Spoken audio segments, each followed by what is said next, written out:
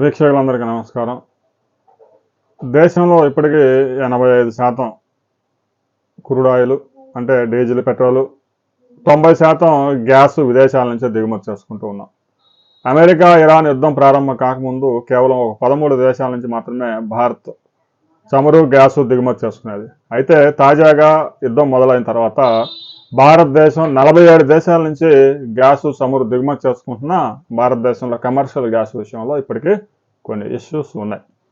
అంటే panic bookings వల్ల ఎలా జరుగుతుందని కేంద్ర ప్రభుత్వం చెబుతుంది. 60 రోజులు సరిపడా గ్యాస్ నిల్వలు ఉన్నాయి, పెట్రోల్, డీజిల్కి ఇబ్బంది లేదు అని చెప్తూ ఉన్నా కూడా దేశంలో ఇబ్బందులు తలెత్తుతూ ఉన్నాయి. 13 దేశాల నుంచి దిగుమతి చేసుకున్నప్పుడు ఇబ్బంది లేదు, 47 దేశాల నుంచి దిగుమతి చేసుకుంటున్నా కూడా సమస్యలు ఉన్నాయి. ఇప్పటికీ గ్యాస్ ఏజెన్సీల దగ్గర జనాలు గృహ వినియోగానికి బుకింగ్ చేసిన తర్వాత వారానికి 10 రోజులకు కూడా రావడం లేదని గుంపులు ఉంటా ఉన్నారు. తాజాగా భారత్ అర్జెంటీనా నుంచి గ్యాస్ ట్యాంకర్ని తెప్పించాల్సి వచ్చింది. 20,000 కిలోమీటర్ల దూరం ప్రయాణించి ఆ గ్యాస్ నౌక భారత్కి చేరుకుంది.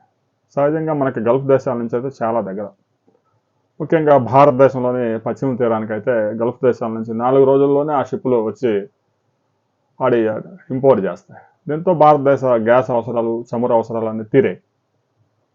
ముంబై లాంటి మహానగరానికి కేవలం గల్ఫ్ దేశాల నుంచి 4 రోజుల్లో షిప్ చేరుకొని ఆడ ఇంపోర్ట్ చేయడం కూడా ఫినిష్ అవుతుంది. అలాంటిది ఎక్కడో అర్జెంటీనా నుంచి 20,000 కిలోమీటర్లు ప్రయాణించి అమెరికా నుంచి, నైజీరియా నుంచి, వెనిజులా నుంచి, రష్యా నుంచి, సుదూర ప్రాంతాల నుంచి గ్యాస్, క్రూడ్ ఆయిల్ దిగుమతి చేసుకోవాల్సిన దుస్థితి ఏర్పడేది. దీంతో గతంలో భారతదేశానికి చమురు దిగుమతి చేయడానికి నిత్యం ఒక 60 నుంచి 70 షిప్పులు పనిచేస్తూ ఉండే. ప్రస్తుతం దాన్ని 300 షిప్పులు పెంచాల్సి వచ్చే పరిస్థితి నెలకొంది. ఎందుకంటే ఒక్కో షిప్పు 20-30 రోజులు ప్రయాణమే చేయాల్సి వస్తుంది. మరలా అక్కడ లోడింగ్ చేసుకోవడానికి వారం 10 రోజులు వెయిటింగ్లో ఉండాల్సి వస్తూ ఉంది. ఇవన్నీ ఛార్జెస్ కూడా పెరిగిపోయి ఖర్చులన్నీ విపరీతంగా పెరిగాయి. రాబోయే కొద్ది గంటల్లోనే గ్యాసు, పెట్రోల్, డీజిల్ ధరలు కూడా పెరిగే అవకాశం ఉంది. ఎందుకంటే ఇప్పటికే అంతర్జాతీయ మార్కెట్లో క్రూడ్ ఆయిల్ ధరలు విపరీతంగా పెరిగి కొంత తగ్గాయి. సుదీర్ఘకాలం యుద్ధం కొనసాగే అవకాశాలు స్పష్టంగా కనిపిస్తూ ఉన్నాయి. దీన్ని ఎలా ఎదుర్కోవాలి అనే దానికి సంబంధించి కేంద్ర ప్రభుత్వం ముఖ్యమంత్రులు కూడా ఒక గైడ్ లైన్స్ ఇవ్వబోతా ఉంది. ప్రధాని స్వయంగా మాట్లాడి, అందులో ప్రధాని అని చెప్తారు, ముఖ్యమంత్రులతో ఏం మాట్లాడతారు అనే దానికోసం మీడియాతో పాటుగా దేశ ప్రజలంతా ఆసక్తిగా ఎదురు చూస్తున్నారు. అయితే మీ ప్రాంతంలో గ్యాస్ షార్టేజ్ ఉందా?